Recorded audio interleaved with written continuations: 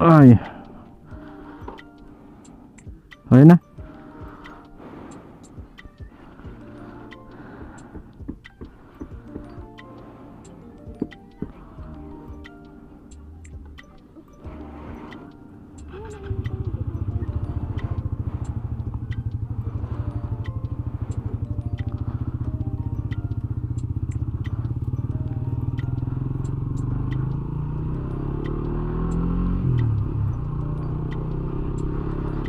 So hey mga itlog,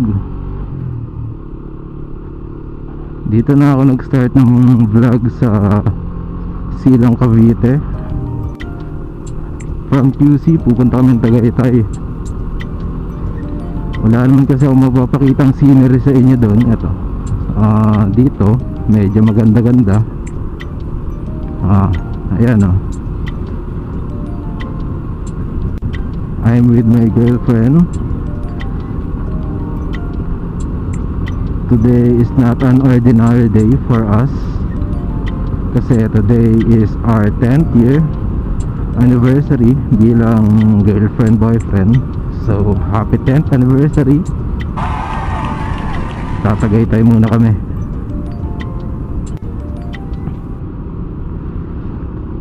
Ngayon lang ako nakadaan dito, kaya medyo kapa-kapa muna sa daan. Di ko alam to eh.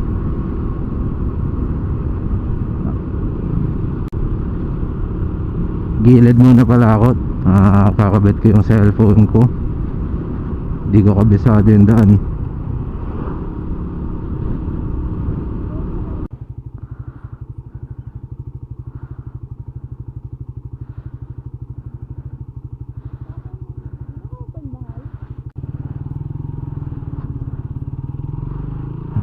Ayun based sa map 11 kilometers na lang kami. Winged Residence 5 sa Tagaytay. 3 PM pa check-in namin. Time check 12:38 PM pa lang. So hanap muna kami ng magagalaan bago mag-check-in. Alternate route ata ito eh. Bakit no entry? No entry. Let's go. Kaya pala tayo dito pinadaan. Mas maluwag dito, tsaka lamig. You know, Cubes. Yagat-yat. Here we come. Bengkong onte.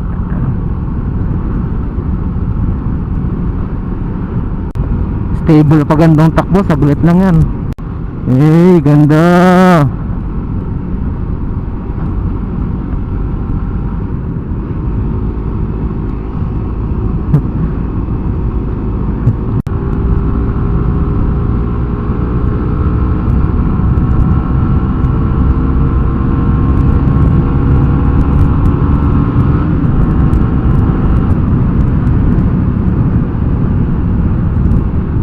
Sarap, high speed.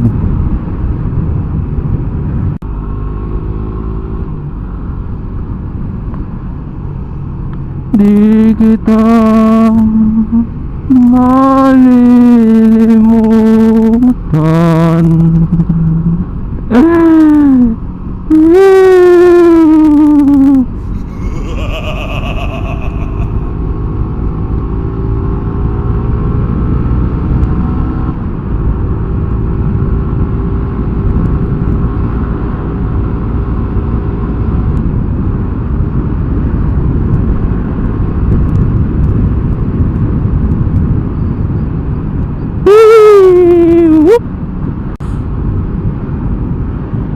Dito lang medyo magandang kalsada na.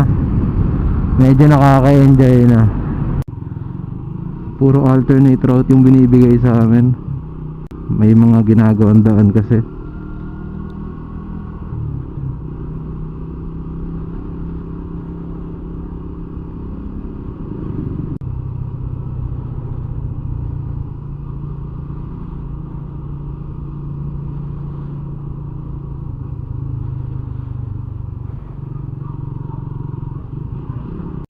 daan ba dito?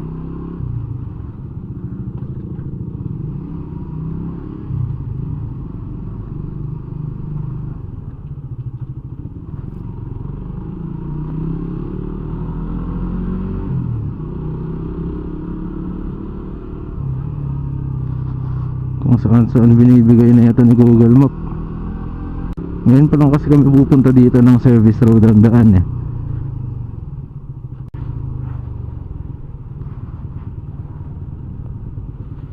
Tapos dito ito na nga yun, Tagaytay. Yun, Tagaytay oh.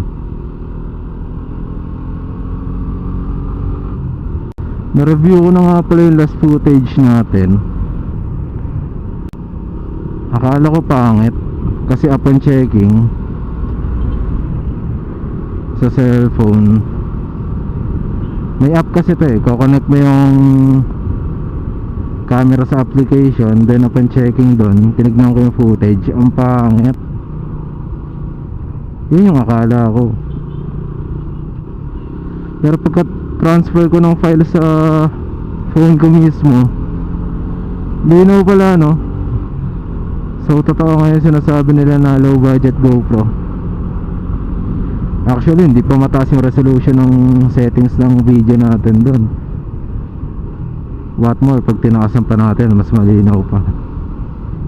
And sa sound, wind noise wala masyado. Kaso nga lang medyo pumuputok-putok, may popping sound siya. Di ko alam kung dahil malapit lang yung bibig ko o ganun lang siguro yung adaption ng mic sa boses ko. Kasi may popping sound ko maririnig eh. Overall maganda si OSEC S60.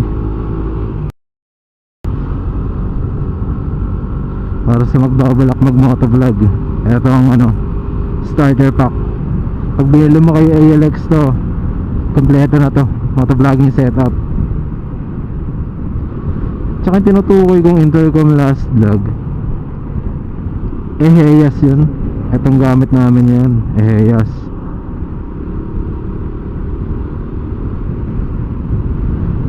Tinanek ko sa phone ko ngayon, medyo nagpuputol-putol din kahit malapit eh. Ewan ko bakit. Sinusumpong lang, may pagkakataong ganun lang. Lalo pag nasabag ko yung phone.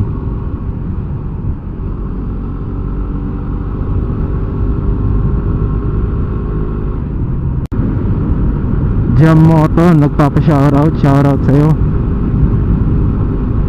Solid yan.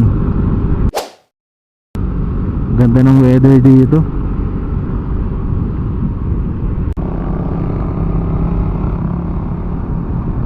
.6 na lang sa map.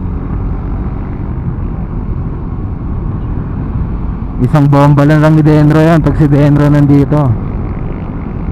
Shoutout Denro. Boy Rangrang. So napaaga kami ng 2 oras. Halos nandito na kami, 600 meters na lang. Saglit lang. Alas 10 na kami umalis dun eh.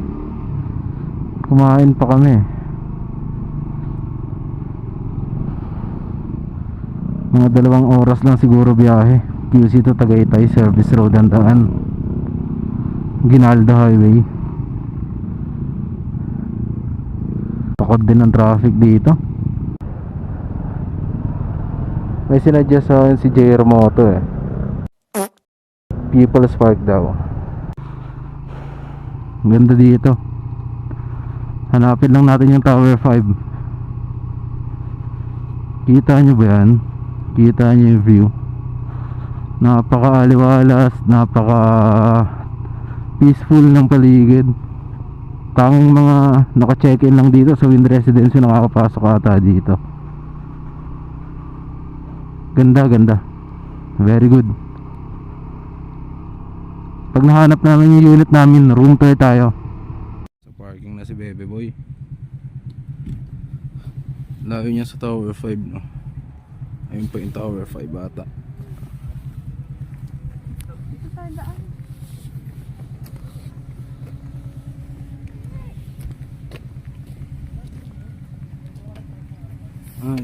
Yun si Tower 5. Yan. Eh, pwede naman daw tumambay dun sa may lobby.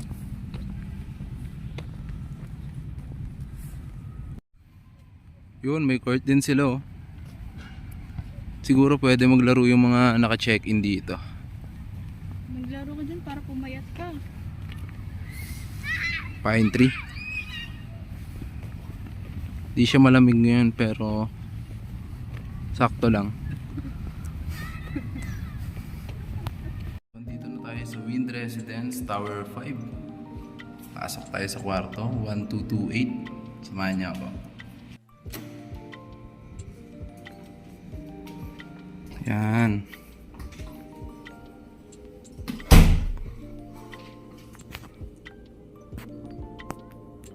Kitchen, dyan na. Yun, kasama.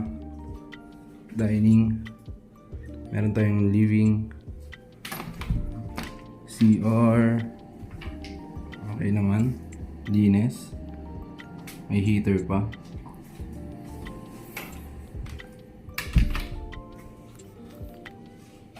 Yan. Pasok tayo sa kwarto. May karaoke rin, no? Ayos yan. So, sa kwarto, ito na makikita natin. Yan. Spider, vlogging helmet natin. Shoutout.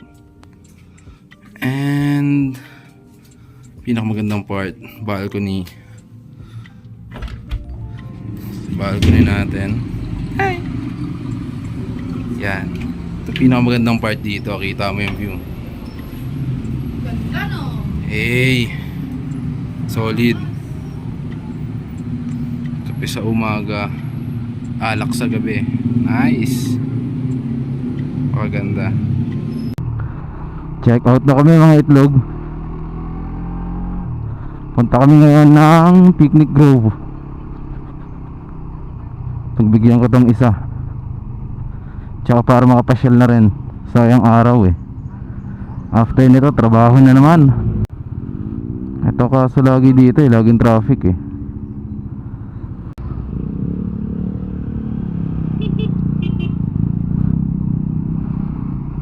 Thank you, papi. Nandiyan mga rider. Pasok tayo sa loob.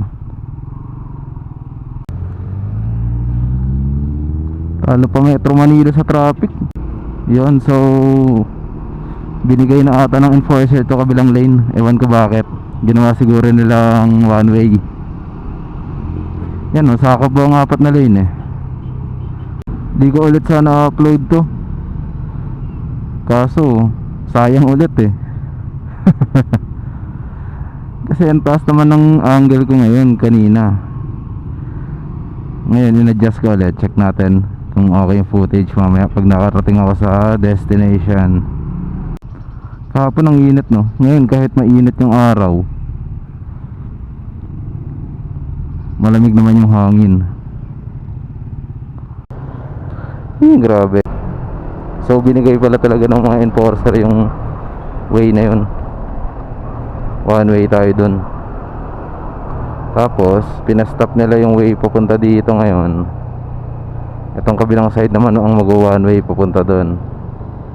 Puro papunta dun, wala na naintindihan. Wow, dito pala sana kami kumain no.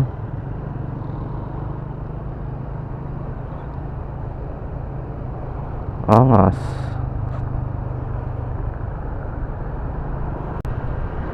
Ito yung mga binabalik-balikan ng mga rider kahit gaano ka traffic dito. Yung view. Tsaka itong klima nga dito. Kahit mainit yung araw, lamig ng hangin. Solid.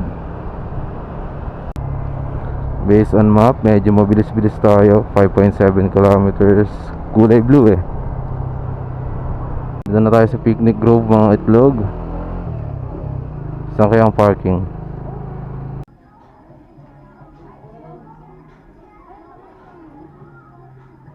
Nick Grove na kami. Yan, gusto niyo mga pasalubong, diyan kayo bibili. Dami, di ba? Iba't iba. Yan yung view. Eh, ganda.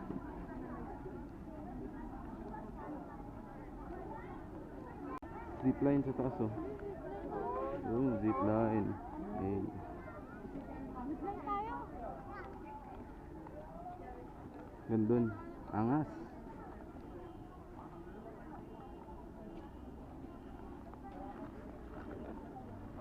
Check natin sa baba ano meron. Zipline, ayun no. Eh. Picture ang nadahan. What's that kind of?